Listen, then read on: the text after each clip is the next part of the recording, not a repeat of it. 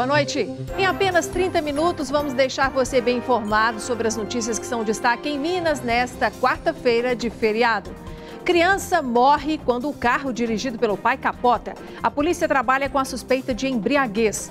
Faz 2 anos que moradores de um bairro da região nordeste de BH vivem aflitos pelo medo de desabamento de um trecho de uma rua movimentada. Mais 9 famílias serão transferidas das margens do anel rodoviário, tornando mais próxima a obra de revitalização. 8 pessoas desaparecem por hora aqui no Brasil.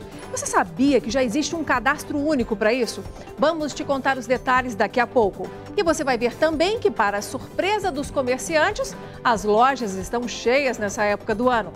Você acha possível que empresas concorrentes trabalhem juntas? Pois vamos te apresentar uma cidade onde isso acontece e é aqui em Minas. E na série BH 120 anos, você vai conhecer os 3 casarões mais estilosos, construídos nos primeiros anos da nossa capital. Mais detalhes sobre essas e outras notícias a partir de agora.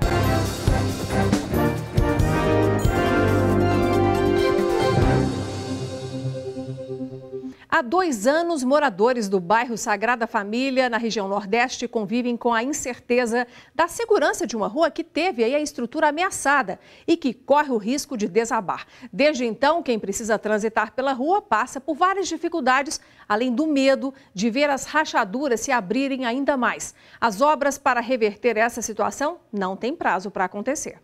Quando se mudou para o bairro há 15 anos, Rodrigo não imaginava que ficaria sem dormir por causa de um problema na rua dele, que já se arrasta por 2 anos. Todo ano que entra esse período chuvoso, a gente fica sem dormir, porque a gente não sabe, né, o que vai acontecer.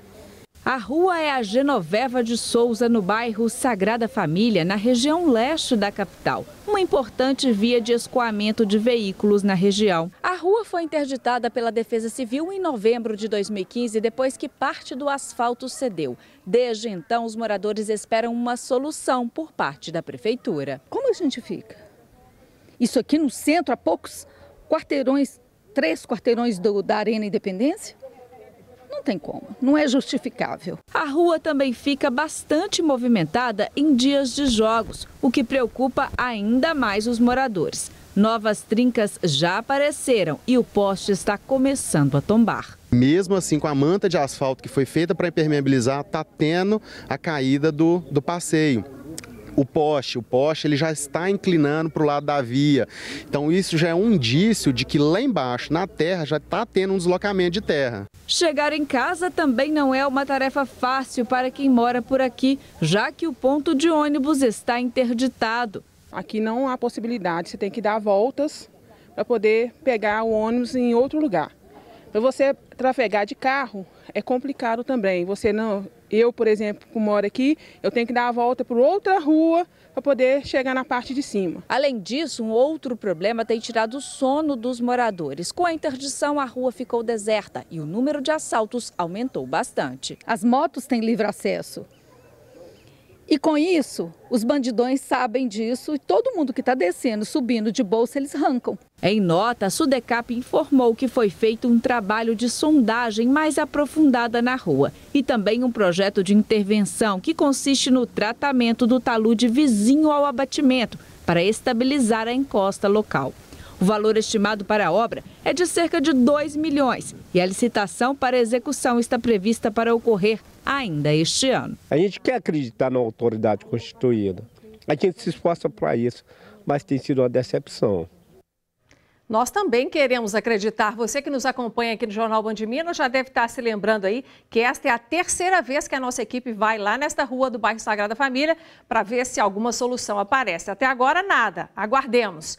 Gente, um outro destaque para vocês. O Departamento Nacional de Infraestrutura de Transportes, o DENIT, e também a Justiça Federal de Minas acertaram a desocupação de mais 9 famílias que vivem na Vila da Luz, ali nas margens do anel rodoviário, na região nordeste de BH, e que impedem aí que o tão sonhado projeto de revitalização saia do papel.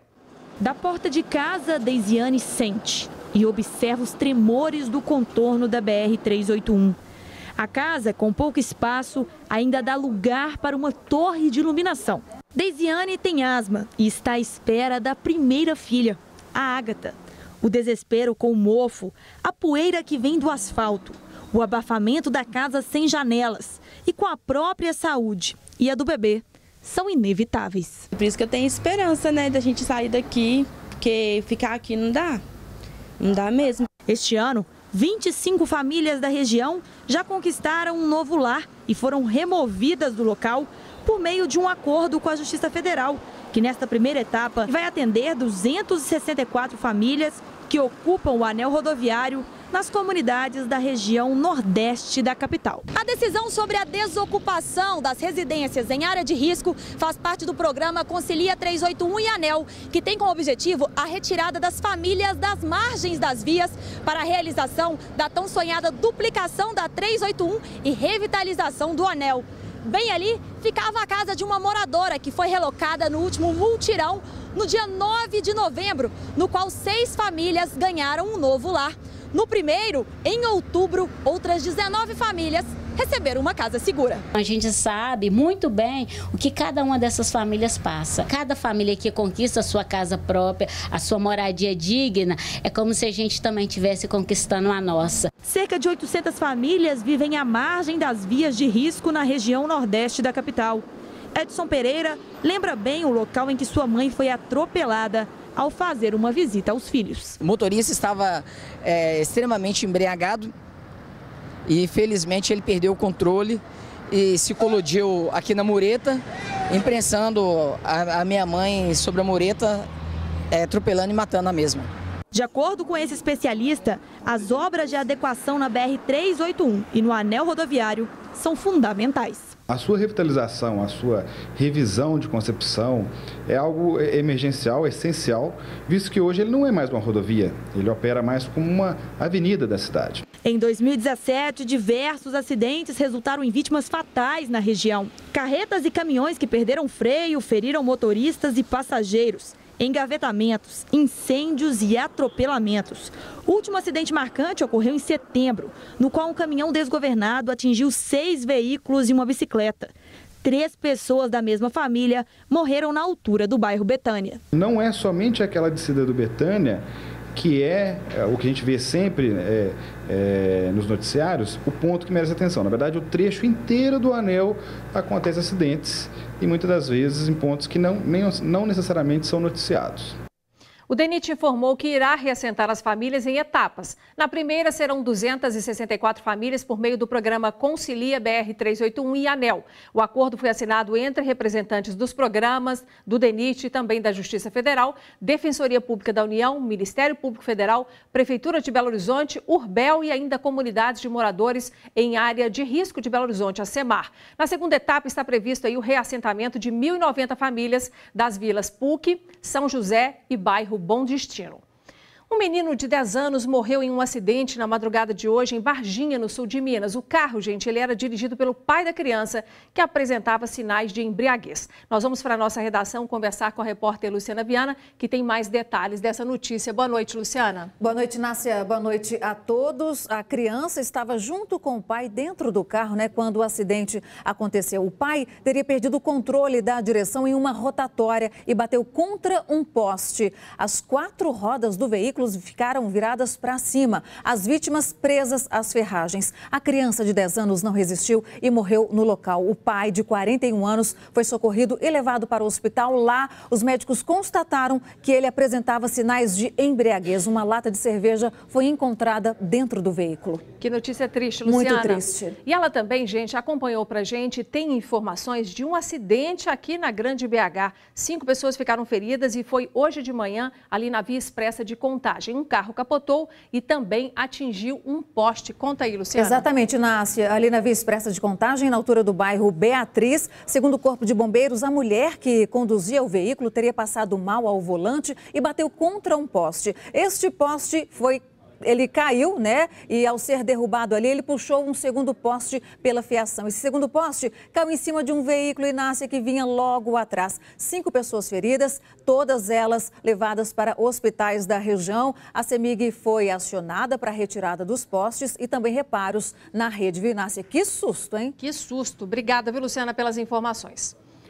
8 pessoas desaparecem por hora aqui no Brasil. São quase 70 mil desaparecidos todos os anos. A busca por essas pessoas não é fácil. Para tentar melhorar a eficiência do trabalho dos órgãos de segurança, a Câmara dos Deputados aprovou um projeto de lei que cria um cadastro nacional único de desaparecidos. O texto segue agora para o Senado Federal.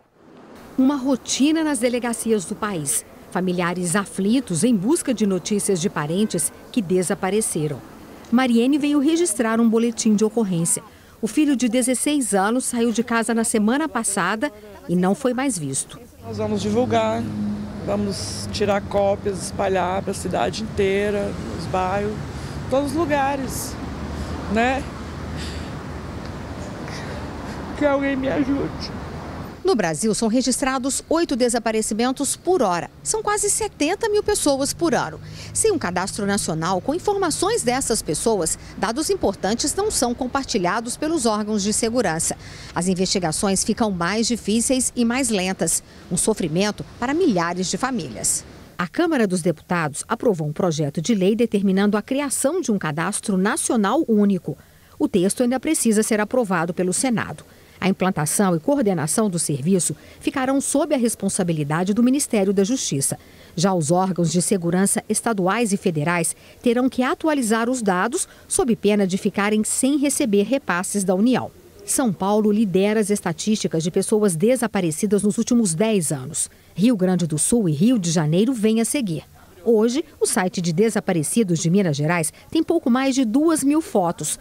Uma realidade que precisa mudar com a nova lei que vai obrigar a divulgação dos dados pela internet. Uma vez criado esse cadastro, é muito importante que os estados venham a cumprir o que traz a legislação, que é alimentar adequadamente esse cadastro, de forma que as informações ali contidas sejam fidedignas e venham realmente auxiliar. O filho de Maria de Lourdes desapareceu há 4 anos. Como ainda não há um cadastro nacional, ela decidiu criar um grupo de WhatsApp e participar nas redes sociais junto a familiares que procuram pessoas.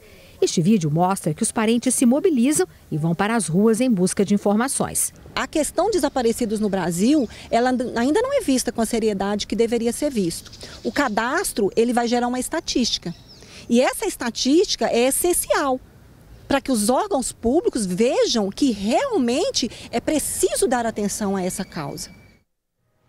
Belo Horizonte vai completar 120 anos daqui a algumas semanas. E estamos levando você para fazer passeios diferentes pela cidade.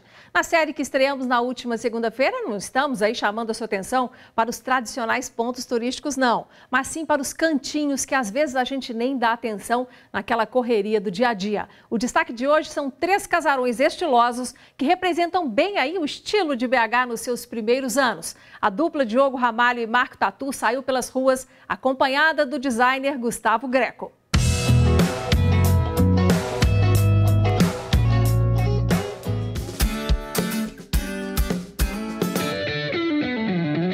As construções de uma cidade não são úteis apenas para abrigar moradias, escolas, hospitais ou indústrias, por exemplo. Elas contam também a história desse lugar e de seu povo. E em Belo Horizonte não é diferente. O estilo dos pioneiros da capital está preservado nos casarões do século passado. Gustavo Greco é aquele tipo de pessoa que observa cada detalhe da arquitetura. Como designer, ele aprendeu a dar valor aos menores detalhes. E este é um dos casarões que ele considera mais estilosos e que melhor representa a fase inicial de Belo Horizonte. Esse casarão, para mim, é a modernidade, né? Se a gente relembrar que aqui é a extinta sede da rede ferroviária de Minas Gerais, a rede que foi responsável pela ocupação, né, do centro do estado, e também o fato dele estar no espaço central da cidade. Acho que essa reutilização do centro, a revalorização do centro da cidade é uma coisa que me interessa, me instiga muito, né? O significado deste prédio no conjunto arquitetônico da Praça da Estação tem semelhança com o próprio perfil de Gustavo Greco, conhecido por não ter medo de inovar. Esta obra significou um momento de efervescência cultural em BH, O prédio estava fechado há cerca de 10 anos e depois de receber a Casa Cor 2017, as reformas serão retomadas, mas ainda sem data para terminar, já que o IPHAN, Instituto do Patrimônio Histórico e Artístico Nacional, ainda não tem a verba para a conclusão da obra. Na lista de 3 casarões mais estilosos de BH do século passado, na opinião de Gustavo Greco, está esse aqui. Já foi casa de um médico famoso, que inclusive dá nome a uma rua no bairro de Lourdes. Antônio Aleixo. Ele já foi colégio, convento e construído na década de 1910. Acho que ele tem histórias para contar. O projeto arquitetônico foi criado pelo italiano Ottaviano Lapertosa. Naquela época, a inspiração era fugir das influências do barroco, período marcado pelo escravagismo, e partir para o estilo neoclássico, de linhas retas e poucos detalhes. Há alguns anos, a antiga casa de 2 pavimentos ganhou nova funcionalidade e abriga a Diretoria de Patrimônio Cultural da Prefeitura de Belo Horizonte. Está no bairro da Imigração o próximo casarão da lista de Gustavo Greco. Você não sabe de qual bairro estou falando? Deve ser porque todo mundo o conhece pelo nome de batismo, bairro Santa Teresa, conhecido também como um dos locais mais boêmios da capital mineira. Vila por si já é uma coisa especial. Parece que você encontrou um portal no meio desse caos da cidade, essas 11 casas juntas, né? Em Santa Teresa, que é um bairro também super especial para a cidade, um oásis no meio da cidade.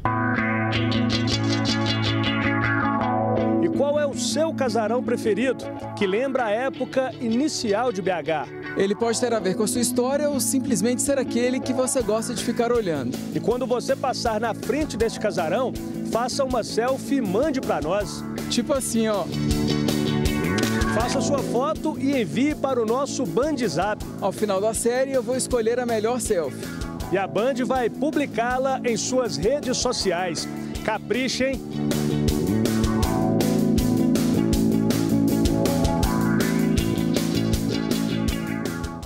É isso aí, o convite está feito pelo Diogo Ramalho e pelo Gustavo Greco. Passou perto do casarão que você acha mais bonito aqui em BH? Pare e faça uma selfie aí, como o Gustavo fez. E apenas lembrando para você o convite que a repórter Luciana Viana e a grafiteira Raquel Bolinho fizeram para você naquela reportagem especial sobre as 3 esquinas mais bacanas de Belo Horizonte. Faça isso também com a sua esquina preferida. Passou lá? Faz uma selfie e manda para a gente no BandZap, que é o 3199-772-7663. E depois do intervalo, a gente fala sobre uma cidade onde empresas concorrentes trabalham em parceria para conseguir resultados melhores. Você vai descobrir que lugar é esse daqui a pouco.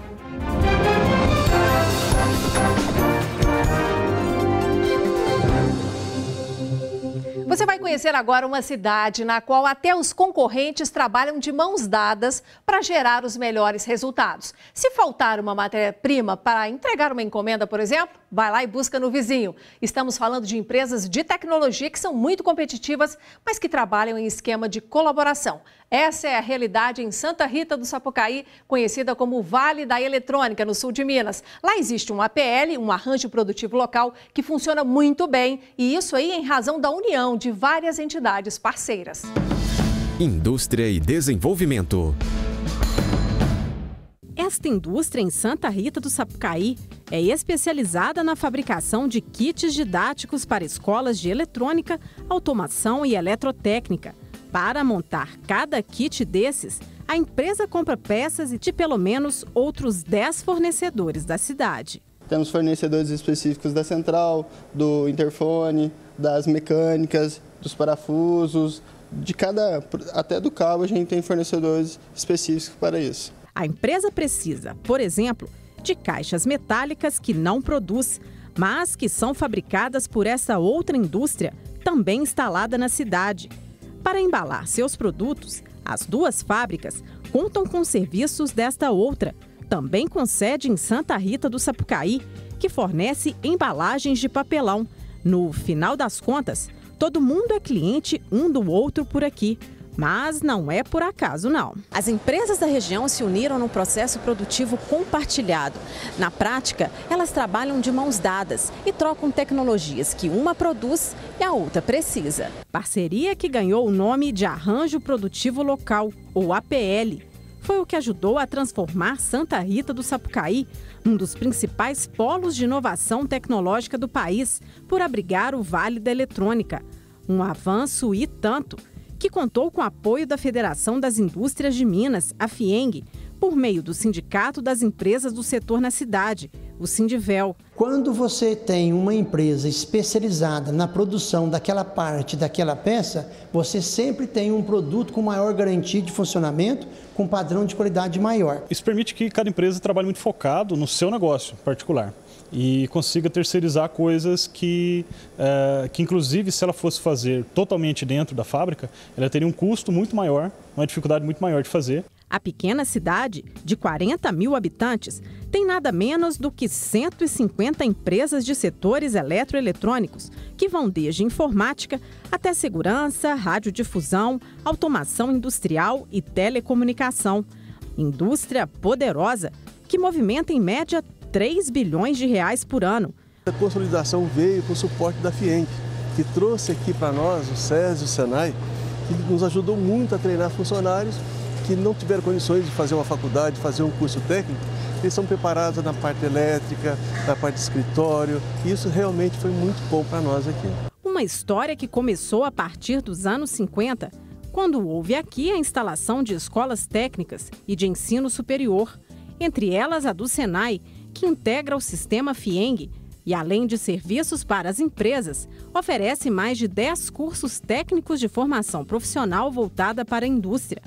Até compartilhamento de matérias-primas é feito entre as empresas. Acontece muito aqui de uma empresa precisa de um componente específico, não tem, ele acaba indo pegando com o vizinho dele, e é uma coisa que não acontece nos outros lugares. Numa cidade que respira tecnologia, a eletroeletrônica chegou até mesmo ao presídio. Aqui, 30 dos 170 reeducandos prestam serviços para uma das maiores empresas do setor. Eles fazem controles eletrônicos, sensores de presença e interfones. Para isso, recebem salário. E a cada 3 dias trabalhados, a pena é reduzida em 1 dia. De pecinha em pecinha, a autoestima e a dignidade vão aos poucos sendo reconstruídos. O rapaz daqui mesmo da fábrica já falou para nós, quando nós sair, nós podíamos estar procurando ele para dar continuidade. Isso aí tudo influencia a gente a querer fazer o melhor da gente. Felipe, que cumpriu parte da pena aqui e hoje presta serviço para um hospital da cidade, diz que o Vale da Eletrônica deu a ele nova chance de recomeço. Meu sonho é dar continuidade nessa carreira que eu tô, né? Hoje como gestor de TI, e amanhã, quem sabe, né, com coordenação geral, né, e participando não só de uma empresa, mas em trabalhos voltados para toda a sociedade, né, nessa área de telecomunicações que tem muito a crescer. E veja a seguir, falta pouco mais de um mês para o Natal. E o mercado aposta em um Papai Noel mais generoso neste ano. O comércio já registra alta no movimento e acredita que neste ano as vendas vão ser bem melhores.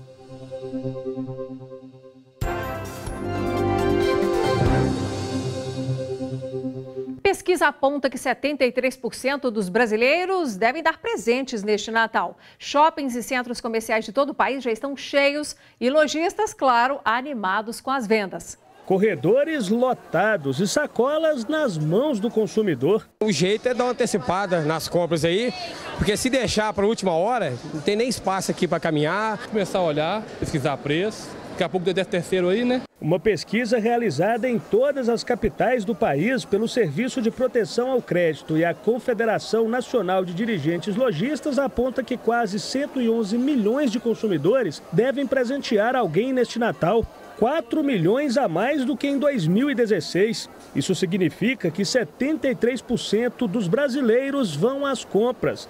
Faltando pouco mais de um mês para a data, lojistas comemoram e acreditam em um cenário de crescimento nos lucros em relação ao mesmo período do ano passado. A gente está animado na expectativa que haja um aumento no número de vendas. 20% a gente está esperando de crescimento, é o que a loja já está apresentando, pelo menos aqui. Se as expectativas forem confirmadas, estimadas, o Natal deste ano será melhor que o do ano passado, quando a projeção era de 107,6 milhões de pessoas nas lojas.